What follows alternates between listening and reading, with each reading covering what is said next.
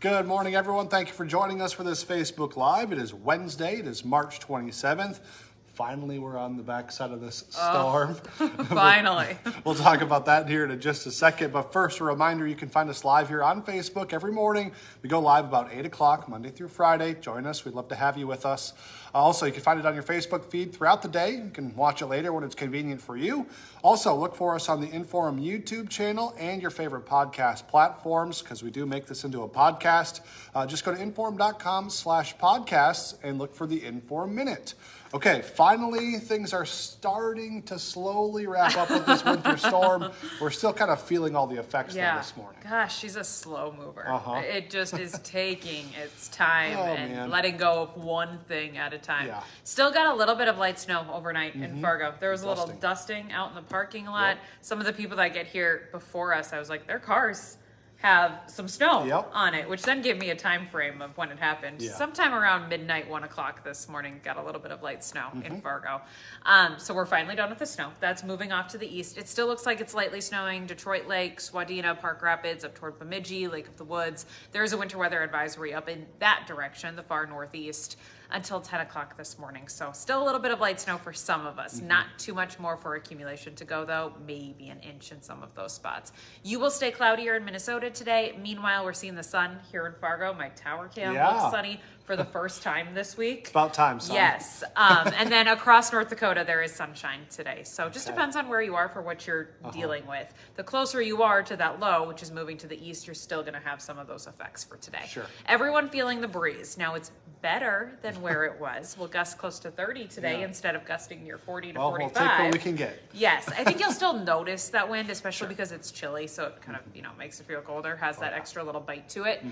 But it's getting better. Now, late tonight into tomorrow, the wind goes pretty much dead calm, and that will drop our temps like a rock. I expect single digits tomorrow morning. It's gonna be chilly out there. I should look at just talking and thinking, I should look at what the record lows are for tomorrow. They're probably sub-zero, especially because there's normally like really deep snow on the ground. So we're probably not talking records, but I'm going to check it out. I'm going to look at what the records are for tomorrow. Report back. Yes, I will. Because we're forecasting single digits for tomorrow morning, so bundle up. Nicer day tomorrow, though. Lighter winds, sunshine, 30s by the afternoon. That'll melt things quickly.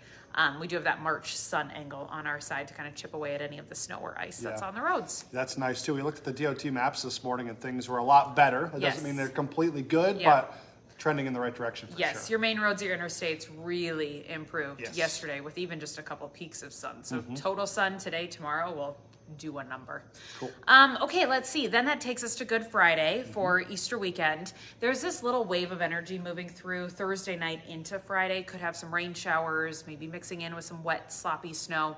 I don't expect much in the way of impact for travel on Friday, especially because this is looking like kind of a Thursday night, Friday morning situation. So if you're headed out of work like Friday afternoon, maybe the kids have a half a day or something like that, the second half of Friday looks better.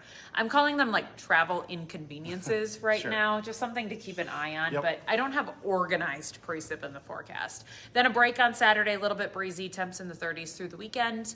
On Sunday for Easter itself, there is a little bit of light snow that's trying to develop. Something like 1 to 3 inches would make sense for me right now. So enough to get snowy roads, reduce visibility, but not like a shutter downer, or don't have a ton of organization with this. The wind looks light on Sunday. Obviously that plays a big role when it comes to visibility and snow. It's only, what day is it? Wednesday. And we're talking about a Sunday forecast. So things can shift. The timing can shift. The track, like a lot of things can still change. But I want to give you an early heads up because it's a holiday. People travel. Lots of people on the roads. Right now, the timing for that looking mainly Sunday afternoon into Monday morning, and mainly for areas in the south down into South Dakota. So that's how it looks right now. Again, it's not like a big organized system. It's just a little wave of light snow moving through. Could have to fight off dry air, just like this low pressure system did, which then would cut things down big time. We'll watch it. Just check back for updates. As always, things can change, and you want to get the latest. Don't cancel travel plans. That's kind of what I've been saying with this one. After that, we have 40s to near 50 on our 10-day forecast. Good news. I like that. Yes, hints of spring as we get into April, the first few days of April now on that 10-day forecast. So you can always check that out on our Storm Tracker app and on inform.com. Alrighty. Okay. Thanks, Scott. Thanks, Lydia. Appreciate it. All right, a few headlines for you here this morning on your Wednesday. Today, construction officially starting on the 11th Street Underpass project there in Moorhead. Because of that, 2 roads are closing off today as phase 1 of the project begins. Those are First Avenue between 10th and 12th Street North and 11th Street between 2nd Avenue North and Main Avenue. With those closures, there's 2 detours for alternate routes. So make sure to take those if you're heading through that area. The project is expected to last until November of 2026. This morning, we've got an updated look at Epic Company's plan for the expansion of the West Fargo Sports Arena and the Lights District. A pretty big project getting underway with this whole thing. It's going to be split up into 2 phases. The first phase will be a hotel and mixed-use building. That'll be on the west of the sports arena. Then construction of that phase will begin in spring of 25, finish in 26, so a little ways off from that beginning here. Phase 2 would add an additional mixed-use building south of the sports arena and then another building on its northwest corner. So lots of stuff going on here. Construction on that phase still doesn't have a timeline, so of course once we learn that, we'll let you know.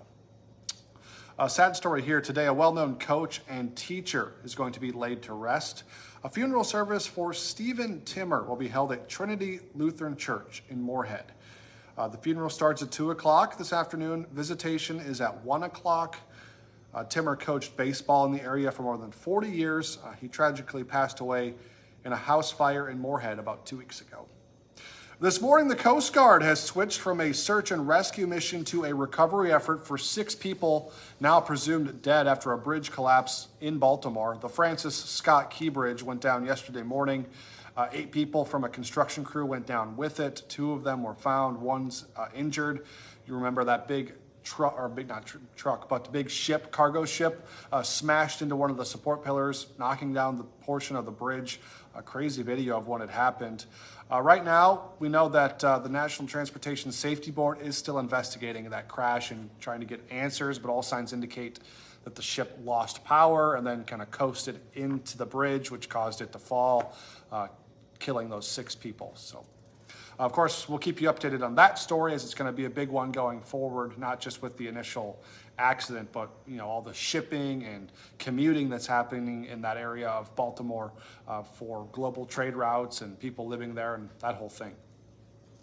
All right, Hot Mike with Don Izzo. The Bison and Gophers will meet again. That's after Minnesota advanced in the WNIT.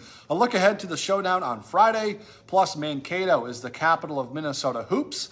The men's and women's teams are in the Final Four. How the Mavericks became a basketball juggernaut. Hot Mike is live from 9 to 11 on WDAY Extra and on Inform.com. And don't forget, for 99 cents a month for your first 3 months, you could get an all-access pass to Inform.com. Just go to Inform.com/subscribe to get that deal. And then remember to join us for the rest of the day on our newscast. Our next one's at 11, then 4, 5, 6, 9, and 10. And First News starts again tomorrow morning from 5 to 7 a.m. So be sure to join us then. Until then, have a great day, everyone. Bye.